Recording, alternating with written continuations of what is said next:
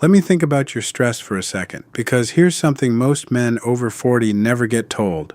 The thing quietly draining your testosterone might not be your age, your diet, or your gym routine. It might be the low-grade pressure you've been carrying for years and stopped even noticing.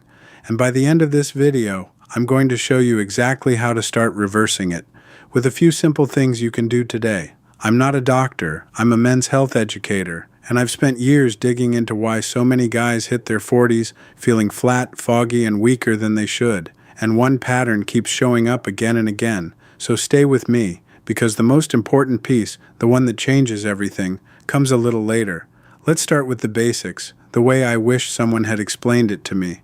Inside your body, there's a hormone called cortisol. Cortisol is your stress hormone. It's not the villain here. You actually need it. It wakes you up in the morning, it helps you respond to a threat, it gives you that burst of focus when something matters. In short doses, cortisol is your friend. The problem is, short doses aren't what most of us are living with anymore. Think about your average week, the deadlines, the bills, the phone that never stops buzzing, the poor sleep, the traffic, the worry about the people you love. None of it is life-threatening, but your body can't always tell the difference, so it keeps the cortisol flowing, not in a quick burst, but as a constant, low, grinding hum in the background, day after day, year after year. And here's where it hits your vitality. Cortisol and testosterone have what you might call a seesaw relationship. When one goes up and stays up, the other tends to come down. Research has linked chronically elevated cortisol with lower testosterone levels in men. Your body, in its own logic, decides that if there's a constant emergency, this is not the time to focus on building muscle, on drive, on libido, on long-term strength. It's in survival mode, and survival mode doesn't care about your vitality. It just wants to get you through the day. So you end up with a man who eats reasonably well, who maybe even trains, but who feels tired, unmotivated, soft around the middle, and just dimmed. And he blames his age, when a big part of the story might actually be stress quietly suppressing the very hormone that makes him feel like himself. Now here's what most men miss, and this is the part I really want you to hear. You cannot out-train chronic stress. You cannot out-supplement it, and you cannot out-diet it. If the cortisol tap is left running all day, every day, you're trying to fill a bucket with a hole in the bottom. The most powerful thing you can do for your testosterone might not be adding something. It might be lowering the pressure that's been working against you this whole time. And the good news is that's something you have real control over. So let me give you some simple, practical things that can support a healthier stress response starting today. The first one is your breathing. It sounds almost too simple, but slow, deliberate breathing is one of the fastest ways to signal to your nervous system that the emergency is over. Try this once or twice a day. Breathe in slowly for a count of 4. Hold for a moment. Then breathe out, long and slow, for a count of 6. That longer exhale is the key. Just a few minutes of this can help calm the stress response that's been stuck in the on position. The second is sleep. And I know everyone says sleep, but here's the connection most men don't make. The majority of your testosterone production happens while you sleep. Poor sleep raises cortisol, and high cortisol wrecks your sleep, and round it goes. Breaking that cycle is huge, so protect the last hour of your night. Dim the lights, put the phone down, let your body wind down instead of scrolling yourself into a second wind.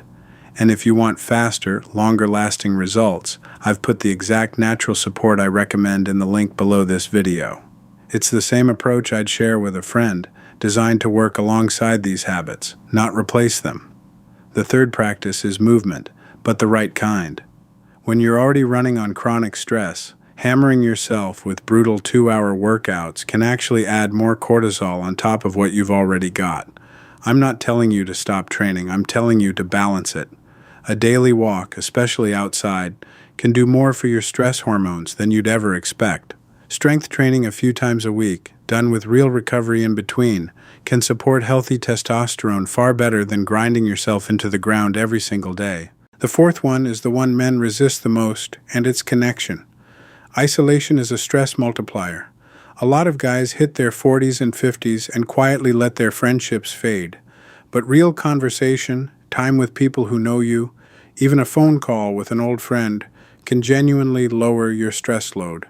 We're not built to carry everything alone, and your hormones know it even when your pride doesn't. And the fifth is something I call a daily off switch.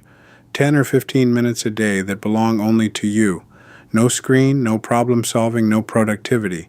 Whatever it is for you, a walk, a few pages of a book, sitting outside with a coffee, time in the garden, you're teaching your body that not every moment is an emergency. Do that consistently, and you start turning down the cortisol that's been turned up for years. Now here's the part I promised you, the thing that changes everything. None of these need to be perfect, and you don't need to do all 5 at once. Stress recovery isn't about one heroic effort. It's about small, repeated signals of safety sent to your body day after day that tell it the crisis is over and it's finally safe to rebuild. That consistency, far more than intensity, is what protects your hormones over the long run. Most men go looking for one big fix. The real power is in the quiet daily reps. So if you've been feeling flat, tired, and not quite like the man you used to be, I want you to consider that stress might be a bigger piece of the puzzle than you realized, and that you have more control over it than anyone ever told you. Start small. Pick one practice from today and do it this week.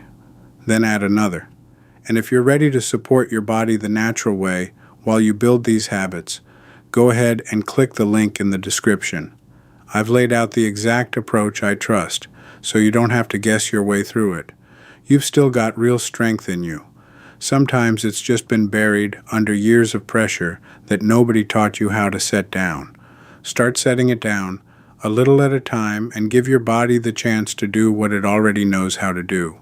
Take care of yourself, stay consistent, and I'll see you in the next one. And just a quick reminder, this video is general education, not medical advice, so always talk to a qualified healthcare professional about your own health.